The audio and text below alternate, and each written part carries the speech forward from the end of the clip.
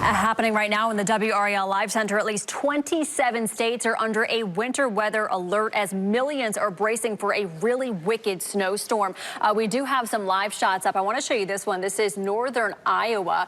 You can just get a sense of what's going on in these states right now. The National Weather Service is warning that this historic winter storm is on the move, already pummeling Minnesota with what could end up being about 2 feet of snow. I am also tracking flight delays and cancellations. Right now, FlightAware, it was giving me trouble because of the amount of traffic, people trying to figure out if their flights are canceled or delayed. 2,100 flights have been canceled so far, the most in Minneapolis, Detroit, and Denver. Here at RDU, about 2 cancellations on arrivals and 3 cancellations on departures. Always a good idea to check with your flight before you head to the airport. Let's get over to meteorologist Elizabeth Gardner. A much different story here, Elizabeth.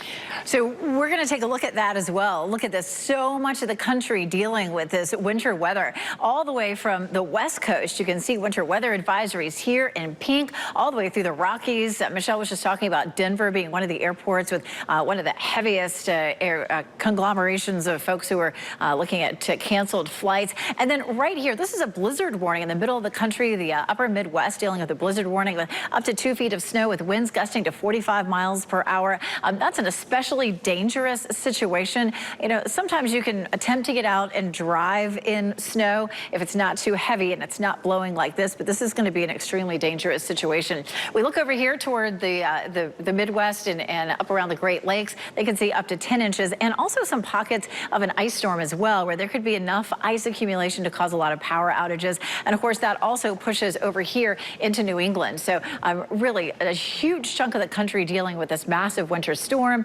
Once you get down here into the south, including the southeast, this is where we're seeing an incredibly different pattern. We're looking at a lot of warmth here with temperatures well above normal, well above records even. As a matter of fact, just about 5 minutes ago, we talked at the beginning of the newscast, we'd hit 77. We've hit 79 now, and that broke the previous record of 78. So we've already broken the record high for today. Lots of sunshine out there. Goldsboro, Durham, Apex, Chapel Hill, all seeing a little bit of cloud cover building. There may be some times during the afternoon where we're seeing some cloudy skies. This is the warm front that moved north of us this morning, and we have a steady flow of warm air coming up underneath it. And so much of the south is seeing that. Everything north or west of this low pressure system is where we're seeing that massive snowstorm. But for us, we'll continue to see the warm flow coming up today and tomorrow, and that's going to keep our temperatures very, very warm for this time of year. It's 3 o'clock in the afternoon, and you can see the clear skies. The 70-degree temperatures are going to linger well into the evening. Our next best chance of rain is actually still a few days away, not until Saturday. We'll see increasing clouds on Saturday morning,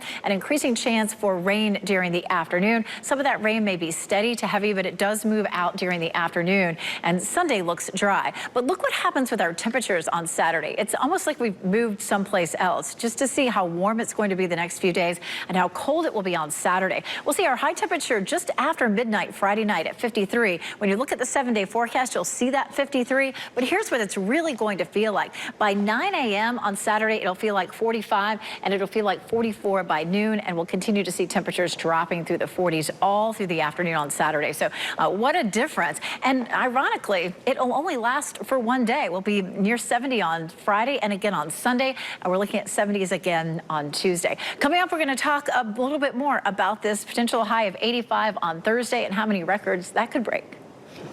We're just going to blow that record out of the water there. Elizabeth, thank you.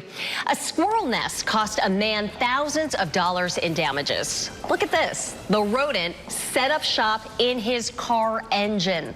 His warning ahead at 4. Plus, 40 years after their legendary NCAA tournament run, the 1983 Wolfpack reunites. Surviving members of that NC State men's basketball team will be honored at tonight's game.